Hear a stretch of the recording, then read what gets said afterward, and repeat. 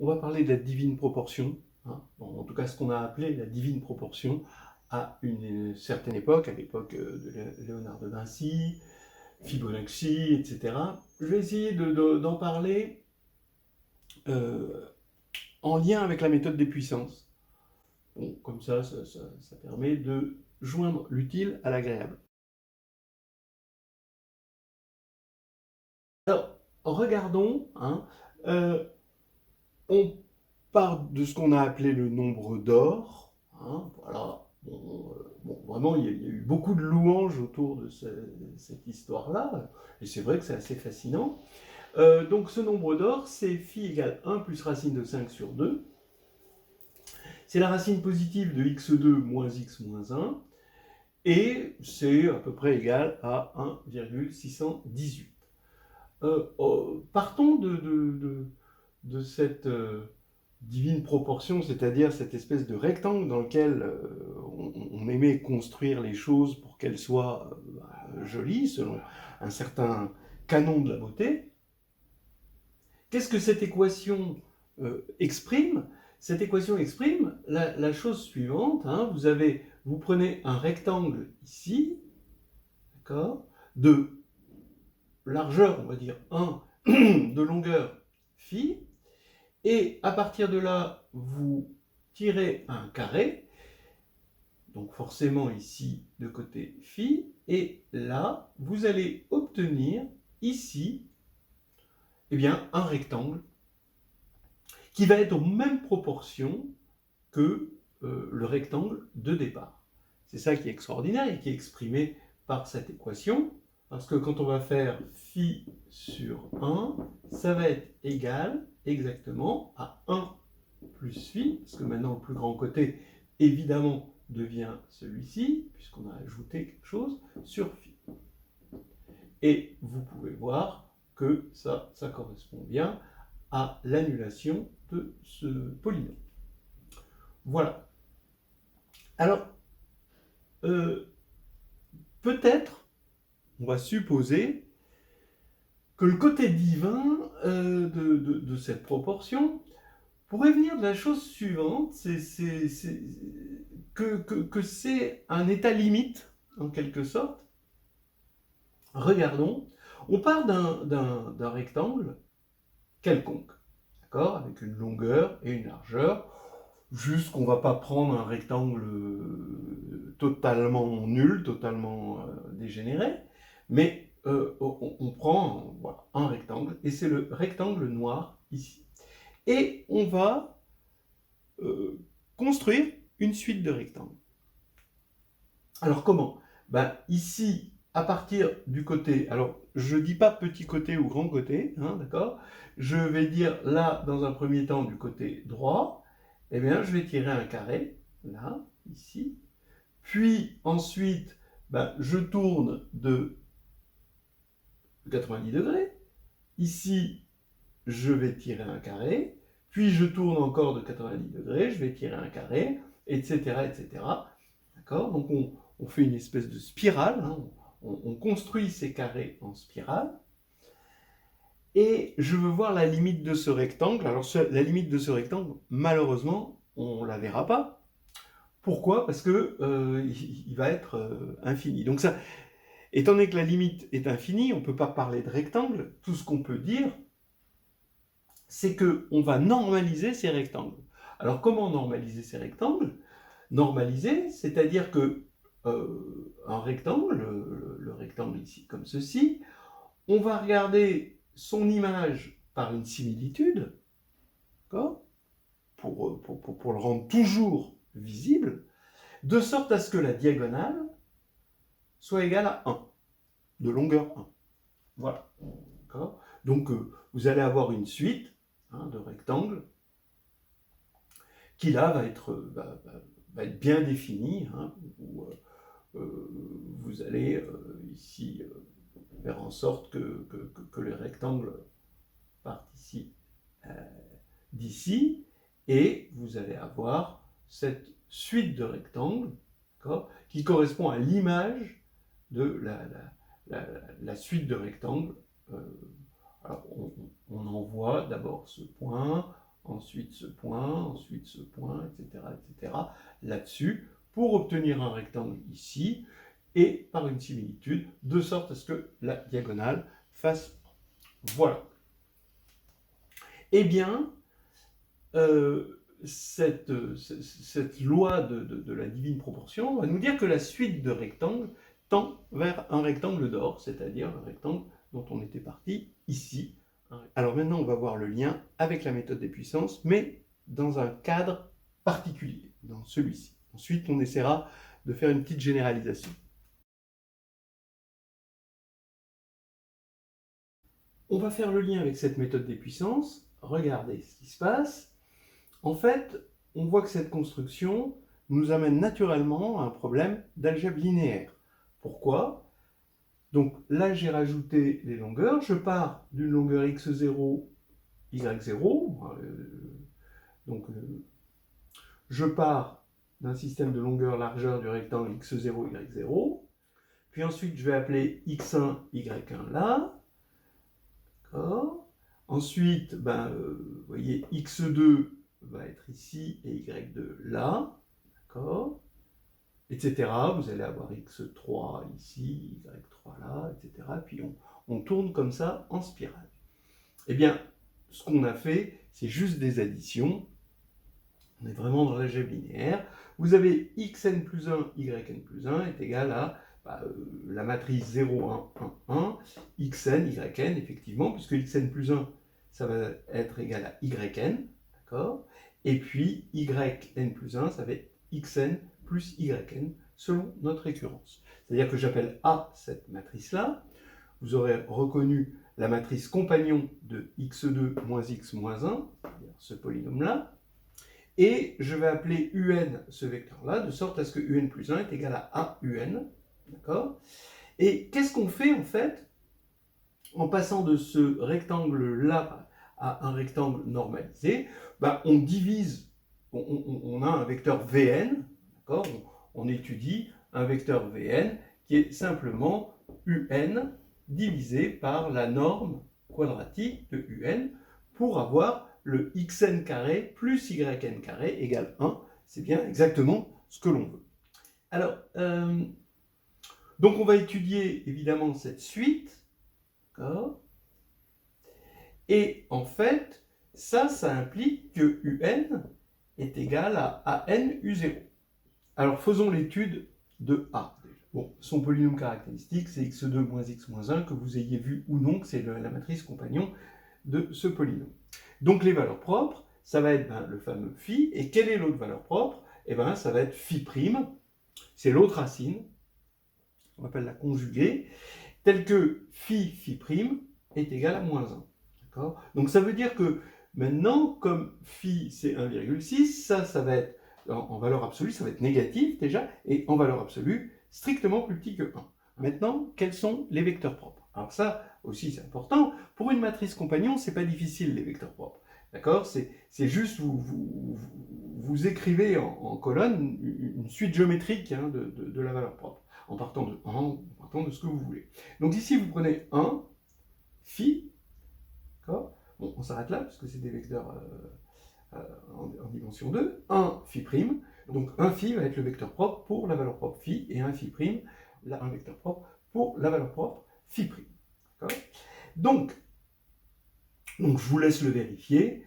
A fois 1 appliqué à 1 phi, d'accord, ça va faire phi, donc vous prenez 1 phi, ça va faire phi ici, et 1 plus phi plus 1 ici, mais phi plus 1, d'après ça, ça fait phi 2, donc ici ça fait phi 2, donc ça fait bien ce vecteur fois phi, donc il est bien vecteur propre. Voilà, donc on est dans un cadre diagonalisable, et qu'est-ce qu'on est en train de dire quand on dit que la suite de rectangles normalisés va tendre vers un rectangle d'or? C'est simplement la méthode des puissances, qui possède évidemment des hypothèses dont on va parler, mais on va dire que la suite des Vn va tendre vers un vecteur propre pour la valeur propre phi. Alors pourquoi la valeur propre phi? Pourquoi pas la valeur propre phi prime? Ça, c'est parce que phi, c'est la valeur propre la plus grande, et l'autre va s'écraser devant phi. Voilà. Alors maintenant, donc, on comprend un petit peu, non pas la preuve de ça, parce que ça repose sur la méthode des puissances, mais au moins le lien entre ce rectangle limite et la méthode des puissances. Voilà. Maintenant, on va parler un petit peu de la méthode des puissances. Bon, alors je vais vous présenter, c'est pas la méthode des puissances, mais disons c'est un avatar de la méthode des puissances. Ça peut être avec d'autres hypothèses, bon, on peut l'avoir sous pas mal de formes. Mais voilà, je vais partir de ces hypothèses-là pour la méthode des puissances. Je travaille dans Mn de R, je vais partir d'une matrice réelle diagonalisable, avec sa plus grande valeur propre, je vais supposer que sa plus grande valeur propre en module, hein, a priori les valeurs propres, donc diagonalisable sur C, hein, ça peut être diagonalisable sur C, il n'y a pas de souci, mais sa plus grande valeur propre, j'exige qu'elle soit réelle, forcément non nulle, parce que j'exige aussi qu'elle soit strictement supérieure en module, ici c'est en valeur absolue, au module des autres. Et les autres, je les ordonne comme ceci. Voilà. Donc, deux choses, hein. Bon, bien sûr, diagonalisable, mais surtout, lambda 1, la plus grande, est réelle, et lambda 1 ici va être strictement plus grande en module que les autres. Donc c'est ce qui se passe pour la matrice A de tout à l'heure, on avait ses valeurs propres phi et phi'. D'accord. On verra après un autre exemple. Voilà. Alors, ici, je vais partir d'un vecteur U0 égal à la somme de i égale 1 à n de eta i, ei, mais je demande à ce que eta 1 soit différent de 0. Voilà. Donc, voilà, ça c'est encore dans les hypothèses. Alors maintenant, je vais construire, comme tout à l'heure, presque comme tout à l'heure, hein, une suite d'itérés normalisés. Tout à l'heure, ce que je faisais, c'était uk plus 1 égale a uk. Là, ça va pas être tout à fait pareil, mais ça revient au même. Je vous laisse vous convaincre que ça revient au même par linéarité. C'est-à-dire que ça m'évite de faire un calcul. En fait. Ici, je vais partir de U0, puis je vais construire V0, le normalisé de U0. U0 est non nul, puisque état 1 déjà est différent de 0. Et donc ici, je vais avoir mon V0. Et après, je vais directement partir de V0 pour construire U1. D'accord? U1, ce sera A V0. Puis, je construis V1 comme le normalisé de U1, etc., etc. Et j'affirme, bon, donc ça va être la même suite parce que l'on normalise UK ou que l'on normalise VK, ça va donner la même chose. Donc ici, je dis la chose suivante, que la suite V2K, attention, V2K, tend maintenant vers un vecteur propre pour, et normalisé a priori, hein, pour la valeur propre lambda 1. Donc, étant donné que c'est diagonalisable et que cette valeur propre-là est simple, vous avez une droite propre, donc ça veut dire que V de K, il peut tendre que vers deux vecteurs possibles, d'accord? Parce que sur une droite, il y a deux vecteurs normalisés. Alors, maintenant, comment ça se montre? Bon, c'est vraiment pas dur, hein. Bon, regardez U1, combien il vaut? Ça va être A V0. Mais V0, c'est U0 sur la norme de U0. Donc, voilà. Hein, donc, U1 vaut ceci. J'ai juste mis en facteur lambda 1 pour une raison que vous allez voir tout à l'heure.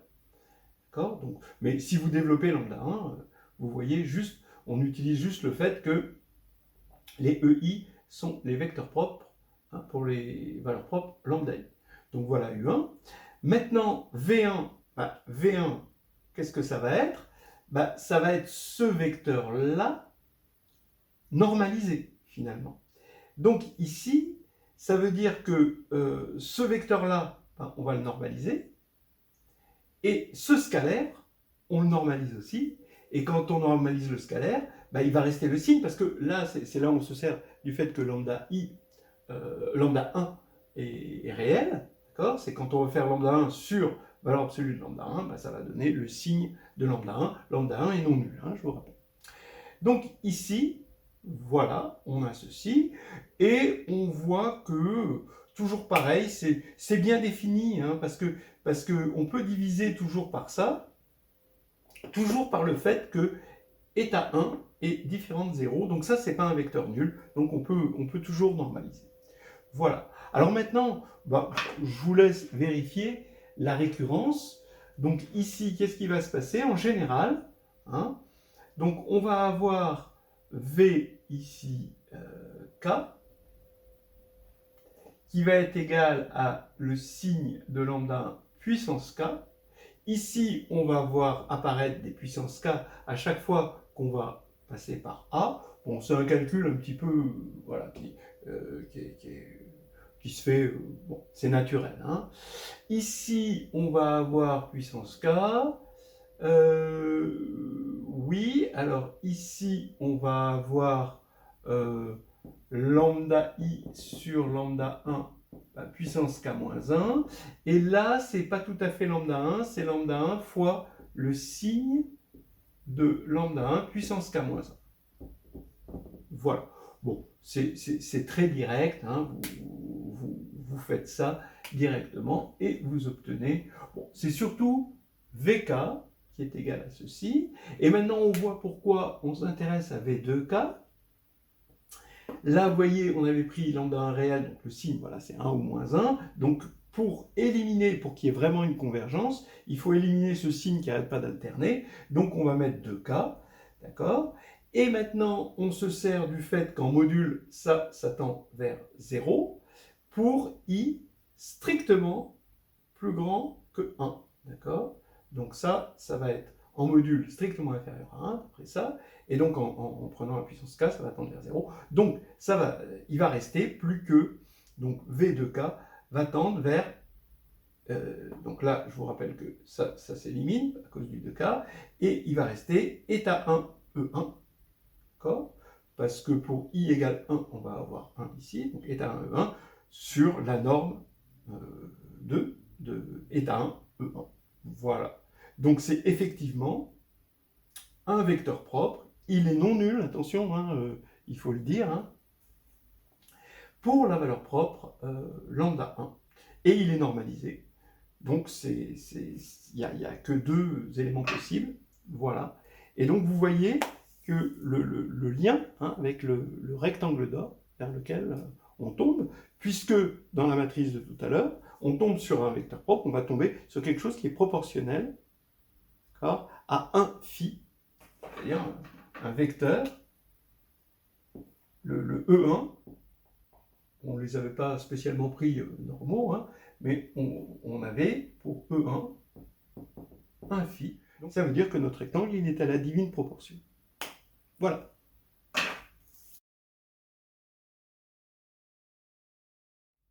Alors, il reste quand même, si on veut vraiment être précis, à dire il peut y avoir des accidents. On va regarder précisément l'application de cette méthode des puissances que j'ai proposée dans le cas précis de cette suite de rectangles qui tendent vers le rectangle d'or. Partons de A. Donc cette matrice, c'était 0, la matrice compagnon du polynôme de Fibonacci. Ici, vous avez donc phi et phi prime, les deux racines, les deux valeurs propres de A. Avec phi qui vaut 1,6 quelques, donc qui est strictement supérieur à 1, qui est réel, donc là ça marche, et phi prime, bon, qui est réel aussi ici, mais qui est de valeur absolue strictement plus petite que 1, d'accord? C'est ce qu'on a dit tout à l'heure. La question qu'on se pose, c'est si je pars de n'importe quel rectangle, est-ce que je veux obtenir le rectangle d'or? N'importe quel rectangle. C'est-à-dire, est-ce que pour n'importe quel rectangle, je vais bien vérifier l'hypothèse, bon, ces hypothèses-là, la diagonalisabilité, etc., ceci, Bon, ça c'est vérifié. Mais ça, pour n'importe quel rectangle, c'est pas évident. C'est-à-dire que je vais prendre une largeur et une longueur, ça va me faire un vecteur U0.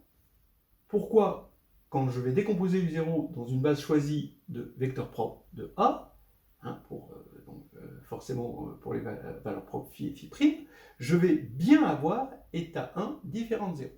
Alors, bon, on va le montrer, c'est très simple, regardez. On suppose par l'absurde que état 1 est égal à 0. Dans ce cas-là, ça veut dire que U0 s'écrit en fonction du second vecteur propre phi' E2. D'accord? Voilà. Et maintenant, quand on va itérer à n U0, ça va faire phi' puissance n U0 en norme quadratique. Et d'après cette majoration, on a que cette norme tend vers 0. Voilà. Donc ça veut dire que notre vecteur, ici, tend vers le vecteur nul, mais on voit bien que ça voudrait dire que les rectangles tendraient vers 0. Or, les rectangles, ils sont forcément croissants. On ne peut pas être croissant et tendre vers 0. Pourquoi ils sont croissants? Parce que les longueurs, c'est strictement positif, et donc on ajoute des choses positives. Donc je vous laisse vous convaincre que ça c'est impossible. Donc, ça veut dire que état 1 est bien différent de 0, d'accord? Parce que sinon, on aurait un rétrécissement des rectangles, et on voit que ça c'est impossible. Voilà. Là, on a vraiment terminé. Et maintenant, on va illustrer encore cette même méthode, mais en dimension 3 cette fois-ci, avec ce qu'on appelle le nombre plastique. Et on va retrouver, avec bonheur, la suite de Perrin, qu'on a aussi appelée la suite de Fibonacci à cause des analogies avec Fibonacci. Voilà.